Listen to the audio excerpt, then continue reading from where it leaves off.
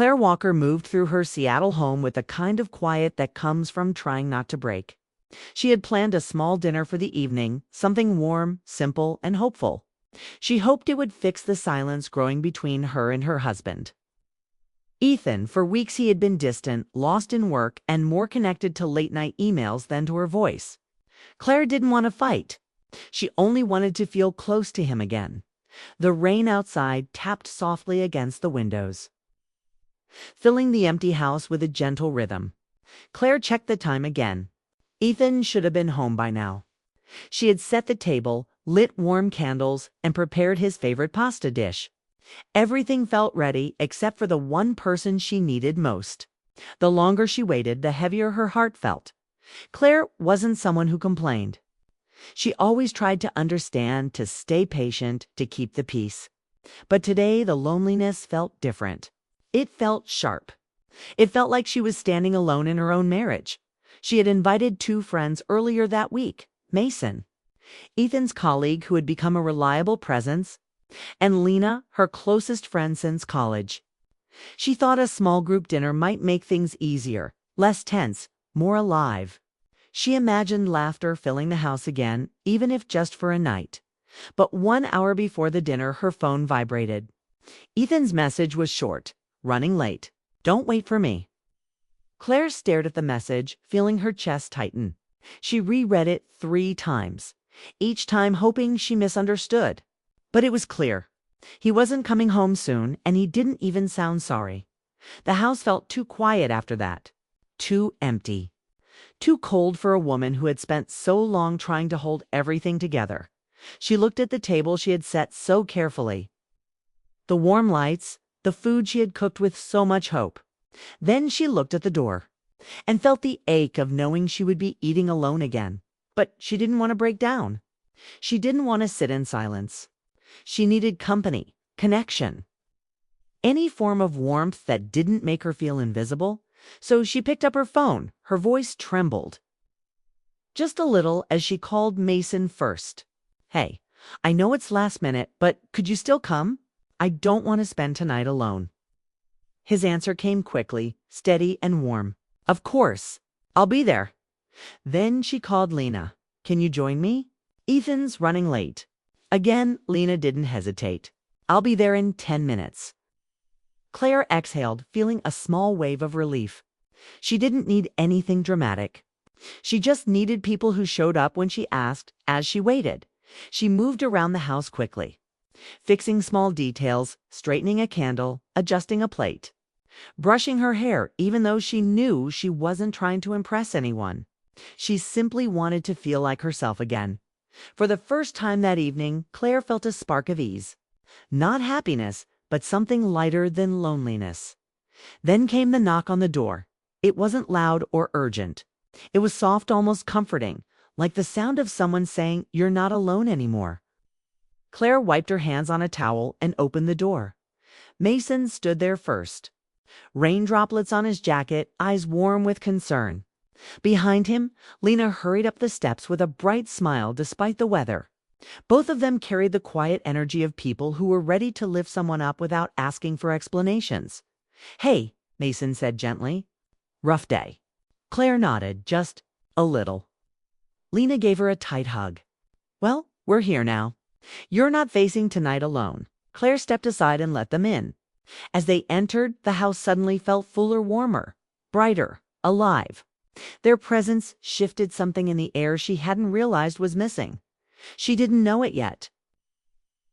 But this simple decision, this small request for company, was the moment everything began to change. Not dramatically, not all at once, but quietly in the spaces where her heart had grown tired. Mason and Lena had joined her, and this single choice would shape the days ahead in ways none of them could see yet. The moment Mason and Lena stepped inside, the house felt warmer. The smell of Claire's cooking mixed with the fresh rain outside. And suddenly the loneliness that had weighed on her chest seemed lighter. Mason shook off his jacket and smiled, his eyes kind and steady. Lena laughed softly at something small, a joke about the wet street sand. It made Claire smile without thinking. It had been so long since she'd felt laughter in the house that it almost startled her. They moved into the kitchen together, helping with simple tasks, chopping vegetables, stirring sauces, setting plates. The air was filled with small teasing remarks and quiet laughter. Mason bumped into her shoulder once.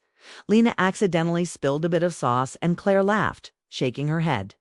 These small, ordinary moments, usually invisible in daily life, felt extraordinary now. They made the night feel alive. Claire realized she hadn't noticed how much she'd missed company until now.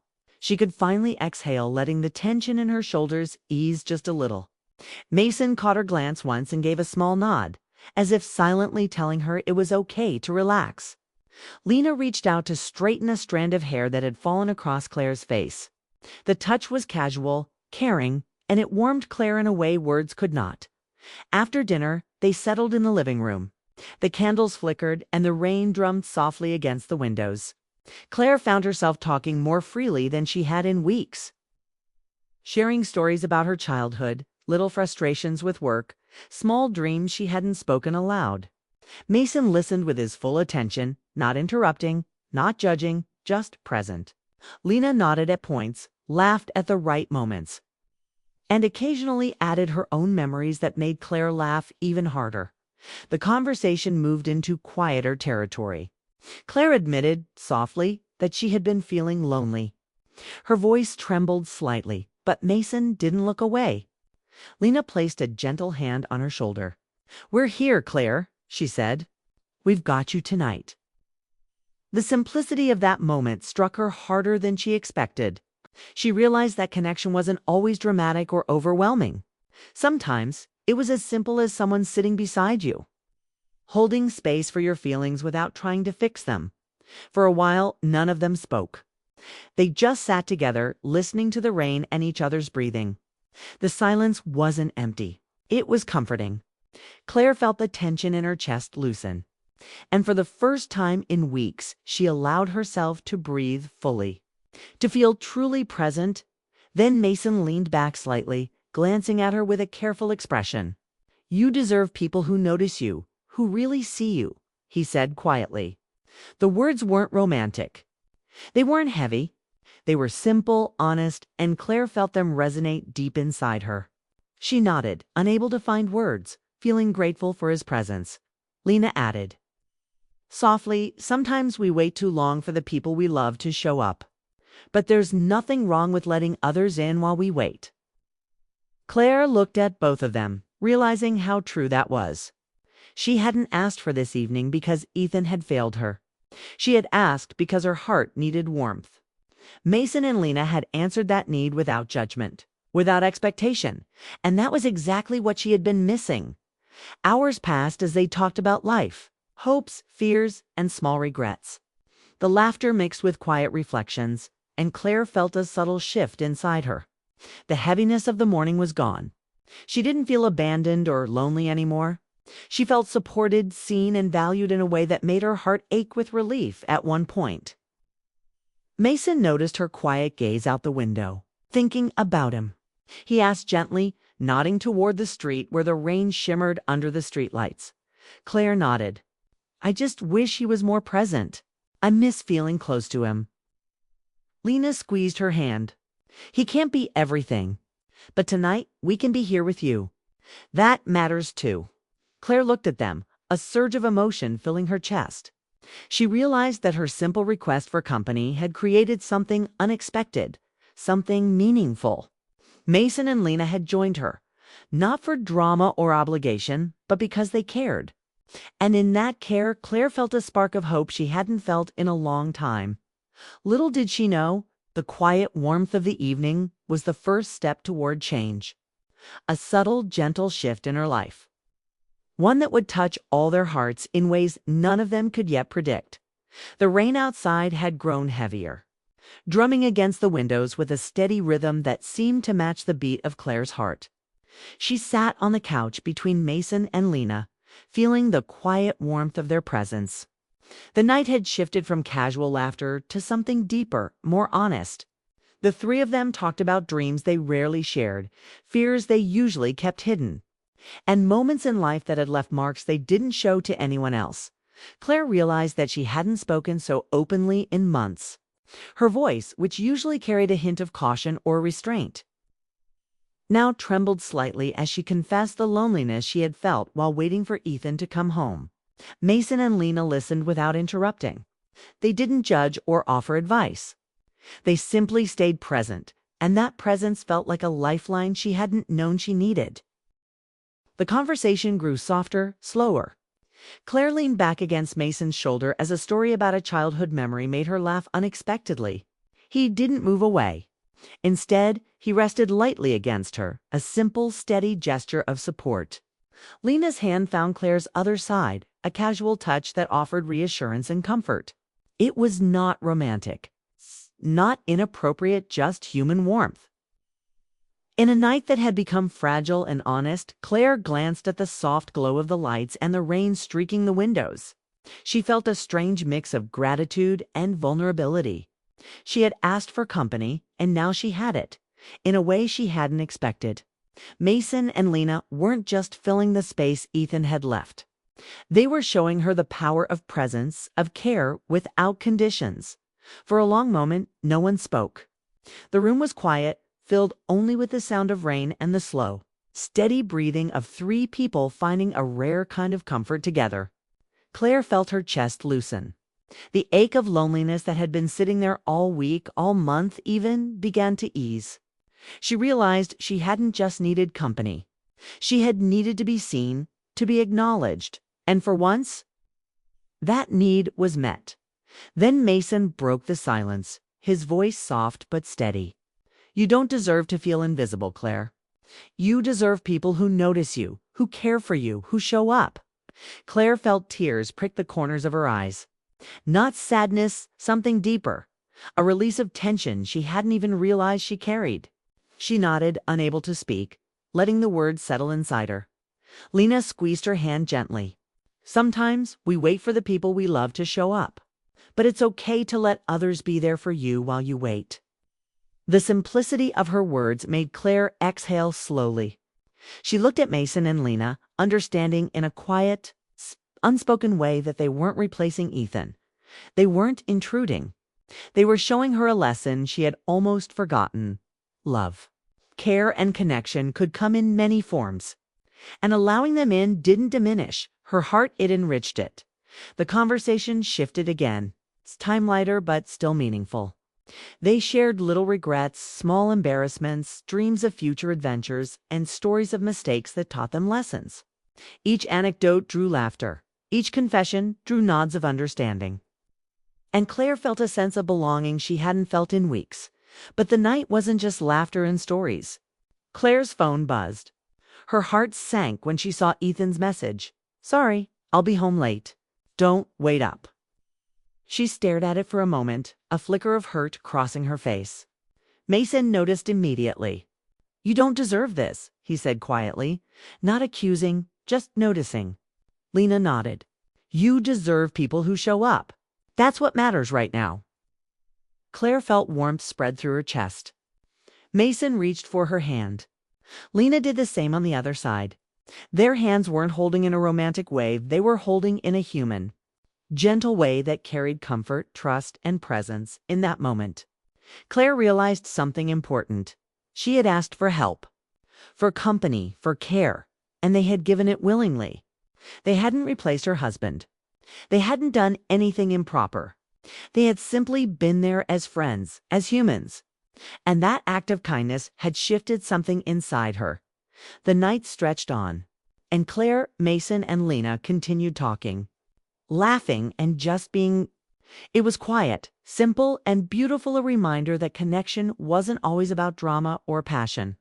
Sometimes it was about showing up quietly, fully, and with heart, and as the rain outside began to slow, Claire felt the first real hope in a long time that maybe, just maybe, the love and warmth she craved could be found in more than one way, and that tonight was only the beginning of a change none of them could have predicted. The rain had slowed to a gentle drizzle, leaving the streets outside shiny and quiet. Inside, the living room was warm and calm. Claire, Mason, and Lena sat together on the couch, still holding hands lightly, still sharing the comfort that had grown between them over the evening. The flicker of candlelight made the moment feel fragile, intimate, and honest. Claire's chest felt lighter than it had in weeks. And she realized she hadn't just laughed tonight, she had felt truly seen, truly supported. Then the sound of the front door opening shifted everything. Ethan stepped in, his coat dripping slightly from the rain, his eyes scanning the room. He froze, caught off guard. He didn't speak at first. He simply took in the sight of Claire sitting between Mason and Lena. Their hands lightly intertwined, their expressions calm but warm. For a moment he seemed unsure, suspended between relief at being home and surprise at the scene before him. "Claire," he said softly, his voice carrying concerned confusion. And something else he couldn't yet name. Claire's hands moved quickly, almost instinctively. Letting go of Mason and Lena's, she straightened, her cheeks warming. Not from embarrassment, but from the raw vulnerability of being witnessed in such an honest, emotional moment. "Ethan, you're home," she said quietly, almost like a question to herself. Mason stood, careful and calm. "Ethan, it's not what it looks like," he said gently. "We were just here to keep her company. She asked us to join her tonight because she didn't want to be alone." Lena nodded, her voice steady. "She needed support. That's all. We were here as friends." Ethan's eyes softened as he looked at Claire. For the first time in months, he really saw the tiredness in her eyes, the quiet loneliness she carried, the strength it took to ask for help when he hadn't been present. He sank into the couch beside her, his hands finding hers. "I'm sorry," he said softly. "I didn't realize how much you've been feeling alone. I've been distant, and I didn't even notice the gap growing between us." Claire looked at him, her throat tight. "I asked for connection, Ethan. I asked for you to be present. But you weren't. I didn't want to sit in silence anymore. That's why I asked them to join me." Ethan nodded slowly, taking in every word. "I see that now. I don't want you to feel lonely, not ever. I want to fix this, Claire. I want to come back fully. Not just physically, but emotionally too." She felt a lump in her throat as she looked at Mason and Lena. Their presence tonight had been more than company.